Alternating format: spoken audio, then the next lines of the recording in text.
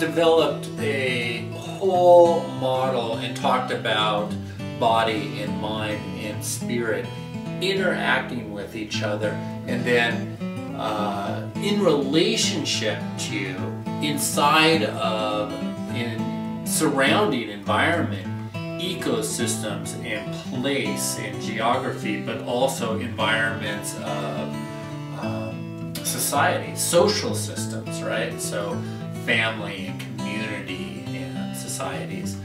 And then set against a backdrop, or existing against a backdrop, two paradigms really, two fields, lenses through which we begin to engage with the world around us, through which this healing system can be viewed or understood, okay?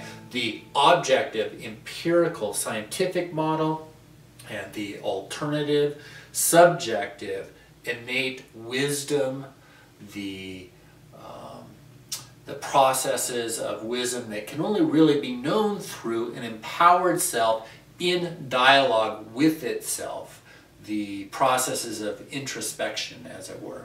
Okay, so we've developed these ideas and then talked about how we call forth health, how we cultivate health in this holistic system. All right, and talked a little bit about some of the more subtle aspects of the holistic model, the holistic philosophy, and the impact that those nuances can have in terms of the decisions that we make as we relate to our health challenges in the world. Okay, so you know, it's really this whole idea of holistic health. There's two big pieces to it. One is a level of understanding. Do we have an understanding and an awareness that allows us to engage with all the aspects of health, right? This is back to the holistic healing model, the idea that we use it as an atlas. We know how it works as an atlas, so it provides the doorways and the mechanisms to begin to step into specific areas of our health and healing, to relate with specific areas of our health and healing, and importantly, when certain areas are not responding, in other words, when certain resources within our bodies are not responding to the demands of the environment, or are overwhelmed by the demands of the environment, we can try to support those resources. Sometimes we come up against a wall, and we know that there's other doorways to begin to engage the holistic system, right? So this holistic model is dynamic. It's about using logical levels. It's about understanding how health can be called forth using the environments of healing, trusting the innate processes and wisdom of the body, mind, spirit. Okay? So there's a whole aspect of understanding and knowing when we think about health, but then there's a whole other aspect of action and doing. We've got to do something, right? So health is about finding your own path, okay? Finding your own path and then walking it, okay? Where and when and how do you engage the environments of healing specific to your circumstances and needs, and in ways that truly do that balance of cultivating health, okay, and drawing it forth, cultivating and creating a demand such that the innate resources begin to respond. All right? So skillful means is really required here. And when we're doing this, we're thinking again about the bias, the subjective bias, which does not require expert understanding. So we're essentially moving, when we're engaging the environments of health, we're moving from general ways of engaging, okay, to more specific, to more specific, to more specific. So it's a top-down approach, general to specific. Okay, and this plays out across all aspects, all environments of healing. Okay, and it may be that we need to eventually, depending on our needs, points, we may need to engage expert advice to help us as we drop down to the levels of specificity. But we can begin, and oftentimes that's all we need to we need to go no further than simply engaging general levels of the environments of healing, okay, available to us now. So it's a top-down strategy that we use, okay, when we're walking this journey. We assess and then we implement, okay? So there's understanding and then there's doing, okay? And then there's a level of accountability, commitment to the process, okay? Accountability, commitment to the process, gathering feedback. There's this whole level in biomedical approach that's, you know, the catchphrase these days that's so in vogue is evidence-based medicine, okay? But we can have evidence-based medicine from a subjective point of view, from that introspection and internal dialogue. We assess, we track, we pay attention, we journal, okay, and gather our own internal wisdom's ability to feed back to us, to let us know, is this working? Do we feel more resourced, okay? This is important information, self-evidence, you could call it, okay? And then we adjust, and we stay engaged with the process. This is the journey, this is the dance, okay? There's a line from that movie, Apollo 13, where things have just gone awry for the 3 astronauts out in space. They were heading to the moon.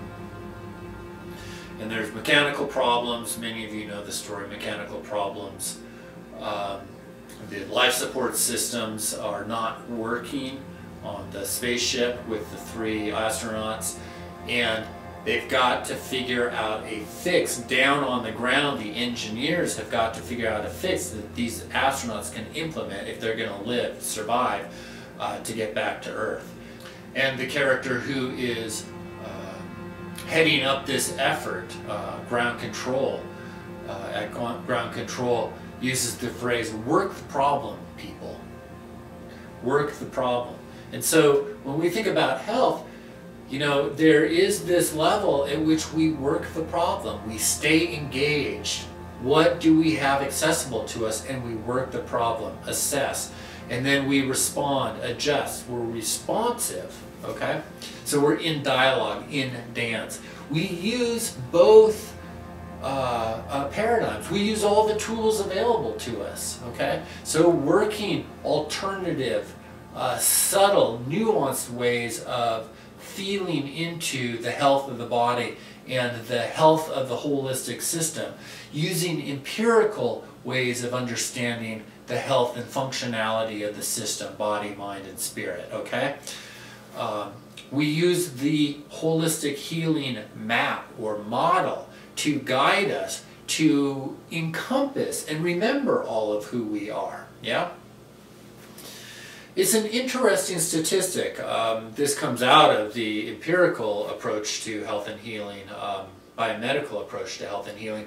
But the failure of most therapy, okay, whether it be using drugs or exercise programs, in other words, the failure of treatment to address a particular problem, health problem in a person, is due in 50% of the population, okay, is due in 50% of the population to non-compliant behavior. In other words, we have the treatment as patients, right, and we don't do the work, okay? So the failure of medicine, conventional and alternative, is simply due to the fact that we don't do anything, all right?